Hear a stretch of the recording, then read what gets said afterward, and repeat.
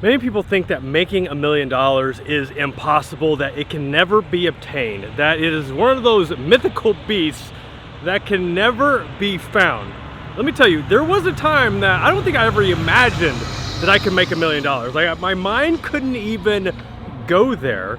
And when I started making six figures and I started talking to other people that were making seven figures plus, I started thinking, what does that look like? How does that work? Can I actually make $1 million? And when I finally started doing some deep dive soul searching, I recognized that if I was going to make $1 million, I needed to make some changes in the way that I was doing things, the way that my business was set up. And I quickly realized there were 7 stupid things that I was doing that was preventing me from becoming a millionaire and making my first $1 million. So what are these 7 things? That's what I'm going to share with you today. Let's find out.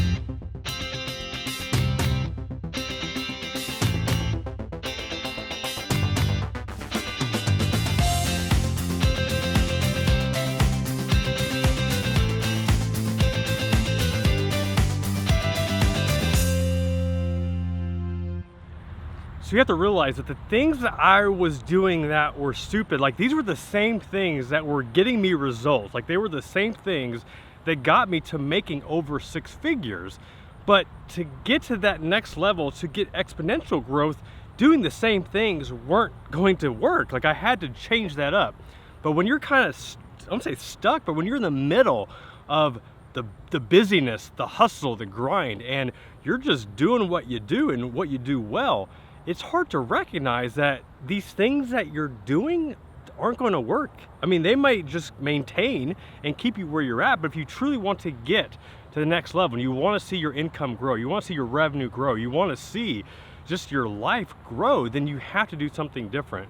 And it took really just seeking counsel and talking to other people and mentorship and reading books and just surrounding myself with the right people that would challenge me on the way that I was doing things. And that was hard. It was hard to let down those barriers and be vulnerable and just listen to criticism and just different ways of doing things that maybe I didn't agree with at first, because no, like this works. Like I know what I'm doing because it got me here, but does that mean it's going to get you to that next desired goal, that next desired income range? And the fact of the matter, it wasn't. All right, let's find out what the first stupid thing is right now. All right, the first stupid thing I had to do was I had to drop the broke mindset. Now you're probably wondering, Jeff, how did you have a broke mindset if you were already making 6 figures? So with me, like my upbringing, like my parents didn't make 6 figures. Like the only person I had in my life that made 6 figures was my stepdad, and he really didn't give me a lot of life lessons, a lot of business lessons.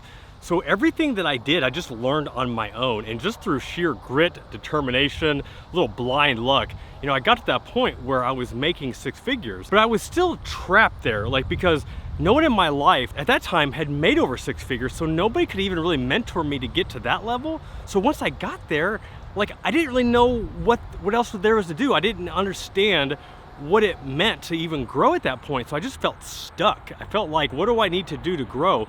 And at that point, like I wasn't asking the right questions. And I just basically said to myself, like, I've reached it. Like, this is the pinnacle of my success. I'm making 100 G's a year. Like, what else is there? Like, what more is there to do? So then I just started asking the hard question, what does it look like for me to make X? What does it look like for me to make 7 figures? Is that even a possibility? You know, one question I think so many people get stuck on is that when somebody is presented with a challenge, they always ask, like, how am I going to do that? Like, how is that even possible? How can I do that? How can I conquer that? How can I achieve that? Instead of asking, how can I make that happen? How can I make that possible? And just by making that mindset shift, by asking a different question, instead of asking, how is that even going to work? Instead ask, how can I make it work? How can I make it possible? And that's what I started to do. One book that really emphasizes this, one of the best books I've ever read, is Mindset by Carol Dweck. And in that book, she really talks about the difference between having a fixed mindset versus the growth mindset. And many of us are trapped in the fixed mindset. So how do you know if you have a fixed mindset? So if you have a fixed mindset, you fall under the belief that you have all your given talents, that everything that you have has been given to you, and that you can't change that situation. There's nothing else that you can do to improve your life. The cards that you have been dealt is what you have. Like, you can't change that. So if you compare this to the growth mindset people, so these people believe that learning and experience and intelligence come through time. It comes through failures. It comes through trying new things.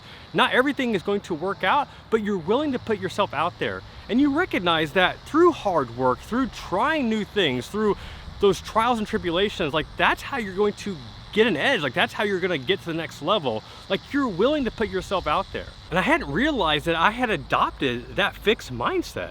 Sure, I was making $100,000 and I thought maybe, yeah, I'll get to 150, maybe 200.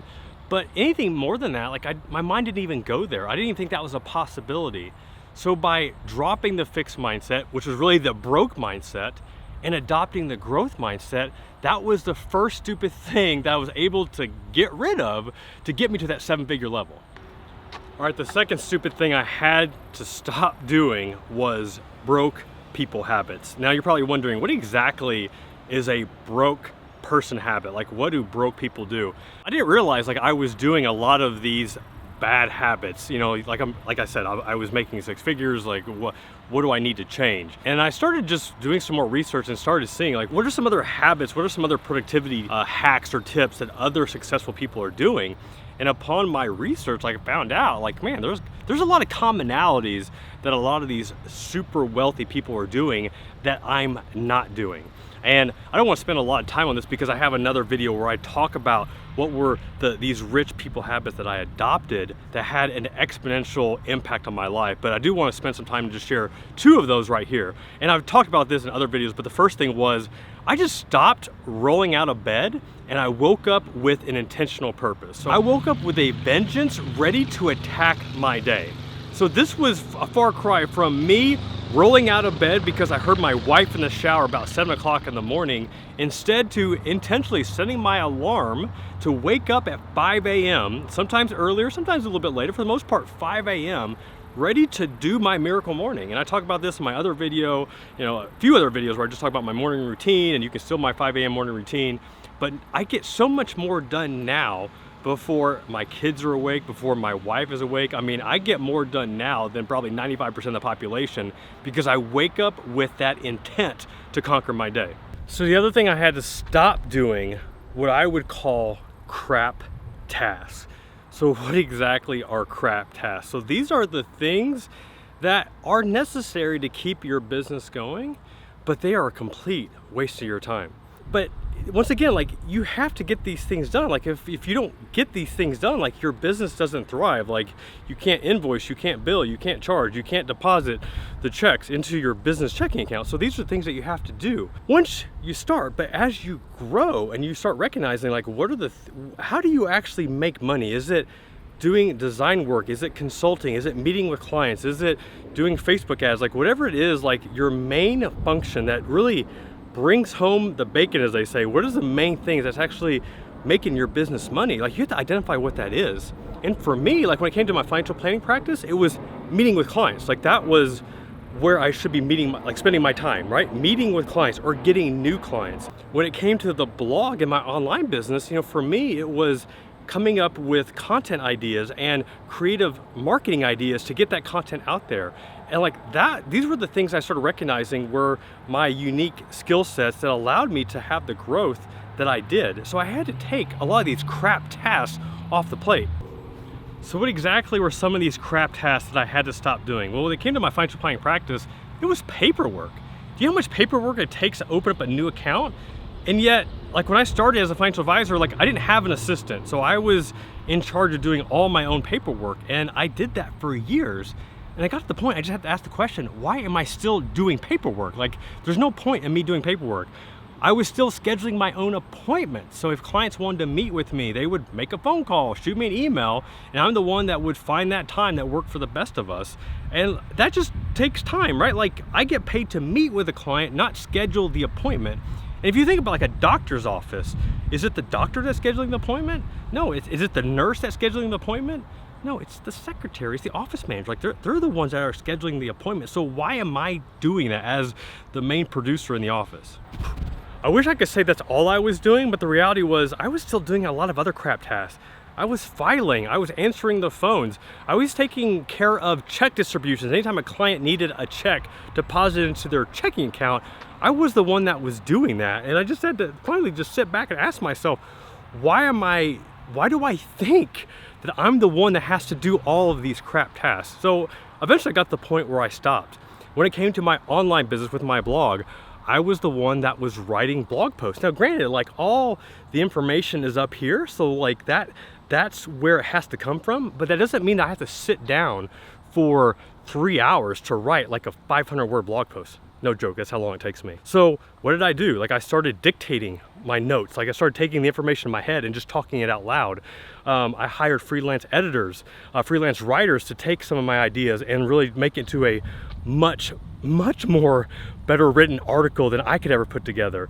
I was the one that was finding the blog post images. Like I was spending hours a week trying to find the perfect image for a blog post. And it's just like, why am I doing this? Like, why am I wasting my time with these crap tasks?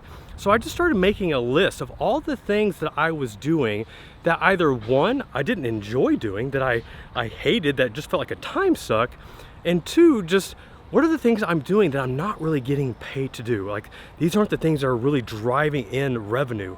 And when I started identifying what all these crap tasks are, I seriously was just making lists upon lists on every single piece of paper, legal pad, notepad I could find to make sure that I started removing all of these and stopped doing them. All right, the fourth stupid thing I had to stop doing was traditional marketing. Now, I was not advertising in phone books. Like, I get like that doesn't really work nowadays. But when it came to me growing my business, especially as a financial advisor, how did I grow my business? That was cold calling, that was seminars, that was direct mail.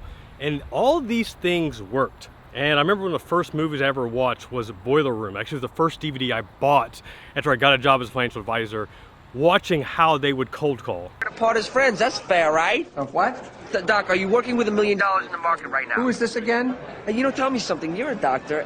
Have you ever heard of a drug called Benadryl? It's being manufactured by MSC Pharmaceuticals. No. Well, listen, okay? Listen, it's in the 3rd stage of FDA approval, all right? Word is it's going to be approved within the next 3 months. And it could be tomorrow for all I know. But, I'm getting ahead of myself, and you're real busy over there. So why don't I just send you out the information you requested about the firm? No, wait. Forget the info. Well, let's talk about this now. What was the name of that drug again? And even though those guys were shady as you know what, it still gave me like the fire to want to get on the phone and cold call people. Like, there was a sick part of me that actually enjoyed it, especially when I started seeing success. And I closed some of my biggest clients from cold calling. Like, the fact that it even worked still blows my mind, but it did. But that wasn't going to get me to 7 figures. I knew I needed to do something different. So one of the first things that I started was my blog. Now, you have to keep in mind, like, this is before I knew I could make money from the blog. So the blog initially started as a marketing tool for my financial planning practice. And here was one of the coolest, craziest things, that when I launched this thing back in 2008, there was a handful of certified financial planners in the country, in the entire United States, that was blogging. So I really felt like I had a niche, and I just ran with it. And I basically set a goal to be one of the most read, most sought after CFP blogs in the country. Mission accomplished. With blogging, that led to social media. So that was LinkedIn, that was Twitter, that was Facebook. And with Facebook, that turned into Facebook Live. Like, we were able to do live broadcasts from the office, just talking about what's going on in the latest in the stock market with financial planning trends. And we were able to reach an audience through Facebook Live that it's like almost impossible to get that anywhere else. Like, that's one of the gorgeous and beautiful things of social media. That then led to YouTube, right? Like, that's why you're here, you're watching me on YouTube. So I started doing more YouTube. As I started studying more about social media and online marketing, I just started asking the question, like, how do I take some of the old ways of marketing and use some of the newer technologies that exist? And one of the ways that it was funny to me looking back, was taking a seminar and turning it into a webinar. And for those that aren't familiar with a seminar is you send out a bunch of mailers to people around your neighborhood. You try to get them to come to a fancy restaurant where they're gonna eat a high-priced, 5-course dinner. and then you're going to give a presentation, and at the end of that you hope that they want to schedule an appointment with you because one, you invited them to dinner, and you were able to two, showcase your expertise. It does work. It worked for me in the beginning, and I tried this again later on in my career, and I spent $7,000 on this seminar. $7,000, which included the mailers, the dinners, and everything else that went along with it. And I had 71 people register. So keep that in mind, $7,000 to get 71 people to show up for a free dinner. It wasn't 2 months later that I took the same seminar, I turned that into a webinar, invited people on my email list, and we had 377 people register. And guess how much I spent? $1,400, and I spent that on hiring somebody to show me how to set it up because I didn't know how, and I didn't want to spend 20 plus hours trying to figure it out. So a seminar, $7,000 for 71 people to show up, a webinar, $1,400 for 377 people. Do you see how new marketing trumps old marketing? It's a beautiful thing. Number 5 ties in beautifully because for me to hire that person to set up the webinar and just all the technology that went along with that, I had to let go of control. Like, I'm a bit of a control freak. Like, I want to know how things work. So if it breaks, like, I know how to fix it. But the reality is that if I really want to grow to 7 figures, like, I have to let go of some of that control. And that was number 5, the number 5 stupid thing I stopped doing. And that was stop being such a control freak. I want to control everything, but you have to appreciate, like, this was a business that I grew from the ground up. Like, I had sweat equity, I had blood, I had tears, I had so much wrapped up into this that to give up some of that control was hard. It was hard because you never know how they're going to treat it. And it's no different. If you ever had kids, like, you know how this feels. When you have a newborn and you're taking it to the nursery, if you're taking it to the daycare for the first time, like, it's so hard to hand over that little baby because you don't trust that that person, that daycare worker, that nursery worker is going to take care of your baby and give it the same amount of love that you would give it. And it's no different with your business. Your business is your baby, and you want to have complete trust and confidence in that person that they're going to take care of it the way that you would. But at this point in my business, like, my business was not a baby anymore. It was a teenager, soon to be an adult. Like, it was time where other people could step in and have some control, have some say in how things are done. So I had to let go of control. With my financial planning practice, one of the biggest things of letting control was recognizing that I am not the only one that my clients can meet with. I'm not the only one. If they have a question about their statement or getting a check distribution, they don't have to talk to me about that. They can talk to my office manager. If they have a question about their portfolio or something that's going on in the market, they don't have to talk to me. They can talk to my junior advisor. Like, I'm not the only person that my clients can talk to. I had to give up control. When it came to my blog, like, I just really took a lot of pride and joy in writing my blog post because I wanted to take my experience, my expertise, like all the knowledge that I had gained by working with clients for 15 plus years. I wanted to take all that and put it into a clearly articulated blog post that would change people's lives. And for me to give that up to a freelance writer or an editor, like, that was a big deal for me. I know that sounds so silly, but it was so true because I didn't know or trust that that person could speak in the same level of authenticity that I could. But after I tested out a few times, I recognized that maybe I'm not the greatest writer. Maybe I'm not the greatest at getting my point across. I have the experience, but can somebody else take my experience and my knowledge and put it in a way that somebody else can better understand, and even more importantly, take action on that? So when I started letting go of control of the content and letting other people help out, it just freed up so much more time to focus on other things. Also just freed up so much more creativity because I wasn't bogged down with having to write every single word of every single blog post. All right, the 6th thing I had to stop doing was I had to stop being cheap, and I had to start investing into myself and my business. So a lot of things I've already talked about, getting rid of some of these crap tasks and recognizing that I had to give up control. For me to do that, I had to hire people. I had to bring people in to delegate to outsource. I had to bring in freelancers and independent contractors to take a lot of this stuff off my plate. So I had to start investing into my business. And I don't know why it took me so long. A lot of it played into the fact of having the broke mindset. Like, can I really afford paying somebody $40,000 a year as an office manager? Can I really afford hiring a junior advisor and paying them, almost 7 figures to come into the practice? But these are the things I had to do. And that was some of the first steps I did was hiring an office manager. With the financial planning practice, I hired an office manager. I hired a junior advisor. I hired the marketing guy to help out with funnels and email sequences and doing the webinars. Like, these were investments into my business that I had to do.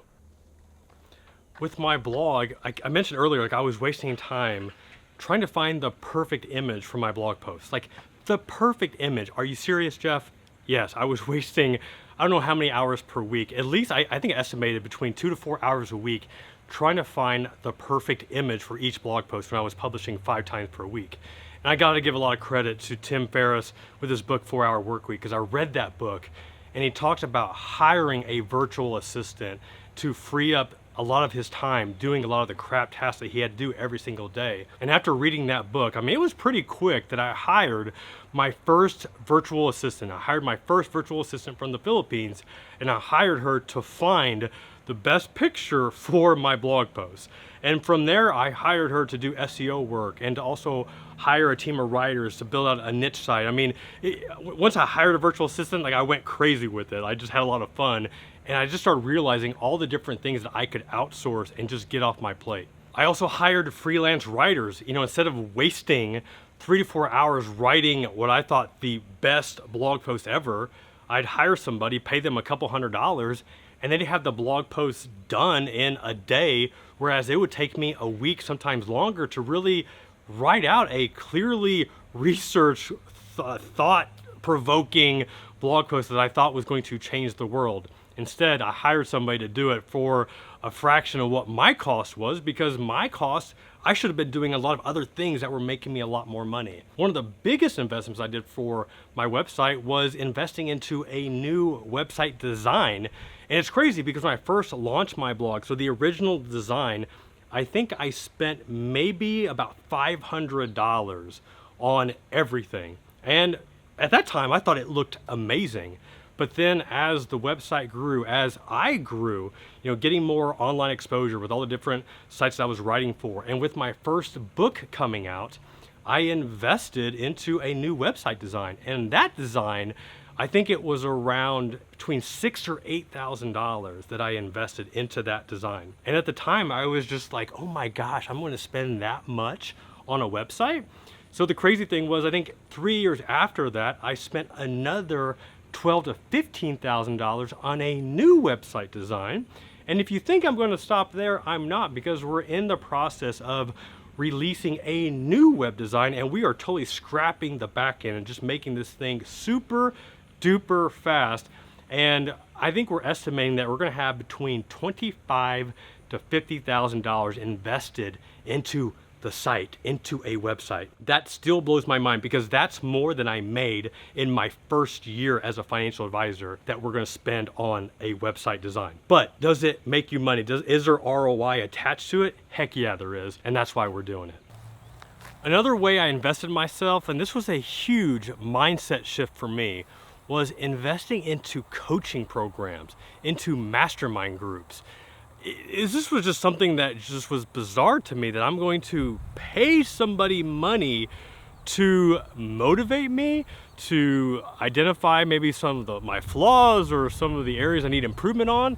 Like, that was just a big mindset shift. But it was actually another successful entrepreneur that told me, when you think of a successful golfer and they hire a golf coach to work with them, to train them, to improve their skills or identify the flaws in their swing to make them better. And when he kind of laid it out like that, with me being a performer, me being a producer, like, why wouldn't I hire somebody to make me the best me that I could be? So I did it. And the first coaching program I did, it was well over, I think it was $9,000. It was $9,000 I invested into this coaching program. that blew me away. Like, my wife was freaking out. She's like, you're already motivated. What do you need a coach for? But after going through the program and seeing the results, I mean, you just can't deny the success I had with that. I was in that program for 5 years. I did another coaching program, more of a mastermind group and that was $25,000. In all, I have spent over $100,000 through various coaching programs, and I have returned that 10x. I mean, I can't tell you how much I've made from being a part of these different programs, how much I've learned about myself. In another way, and this is one I think is funny because I see a lot of people comment, especially on YouTube, that this is such a waste of money, this is a scam, but online courses, I have invested a lot of money into various online courses because I wanted to learn from the best, like whoever had mastered whatever skill or craft or whatever that is, like I wanted to learn from them. And yes, I love reading books. I've learned a lot from reading books, but with courses, like you get more practical and typically more hands-on, more recent, keeping up with trends that you're going to get in a book. By the time a book is published, I mean, it's somewhat outdated. A lot of the principles apply, but a lot of the strategies that you can implement today, I mean, they're a bit dated. That's why I love buying online courses. I have bought courses that have helped me on productivity, SEO, search engine optimization, blogging, YouTube, sales funnels, how to create goals and follow through with those goals. I have bought courses that I don't think I've regretted a course that I have ever paid for. I have learned so much from them. So if you were one of those skeptics that think that an online course is a waste of money, chances are you have a fixed mindset. It's time to adopt the growth mindset. All right, the seventh thing that I had to stop doing to get that coveted millionaire status was I had to stop saying yes to everything. See, there's this thing called FOMO and the fear of missing out. And as an entrepreneur, as a big thinker, as a visionary, I've got so many amazing ideas. I have so many crazy ideas. I get so many people that approach me with amazing, crazy ideas. Like, I get excited about these crazy, audacious goals that people come to me with, and I'm like, yes, yeah, we need to do that. It was so hard for me to finally start saying no. What started happening was I just felt myself being pulled thin. My family was growing, I've got kids, I've got other business ventures. Like, I only have so much time in the day, and I really just had to take a step back and ask myself, like, what are the things that I'm truly passionate about? Like, what are the things that when I wake up in the morning, I say, hell yeah, like, I want to do that today. And I started committing to a lot of things, and I just felt the energy being sucked out of me, and I ended up having to back out of a lot of things. I just felt really guilty about that. So instead of saying yes to everything, I started saying a lot more of this. No. I started saying no. But sometimes there are good ideas. Like, I'm presented with ideas all the time, opportunities, and what I say now is, that sounds really interesting.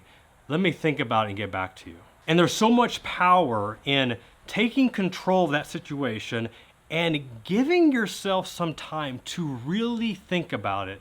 Really think about what this idea is, what this opportunity is. Does it make sense? You get to review your goals. If you're spiritual, you can pray about it. You can talk to a mentor. You can talk to your spouse. You can talk to your friends. And just see, does this really fit? Is this make the most sense for me right now in what I want to achieve? And by taking that extra time, it has allowed me the freedom and the power to say no. And my goodness, it's just so powerful just to truly recognize, like, man, that sounded really sexy and that sounds like a lot of fun, but that's something that you need to do. That's not my dream, that's your dream. Go have fun with it. A good friend of mine, we were talking about this, and he had a good quote, and he said, everything you say yes to is something else you're saying no to. And there's so much power and truth to that, the power of saying no. Like I said, those things initially they don't come across as being stupid. I mean, these are some of the things that led to a lot of the initial success that I had. But when I recognized that there is just things like that I shouldn't be doing, or I need to stop doing, I need to start doing, and I just changed my mindset on all these things. This is when I saw exponential growth, when I allowed myself to be free and not bogged down from a lot of the crap tasks that I was doing, or not seeking the right type of mentorship, or learning like what my true skill set was and what my true growth potential was.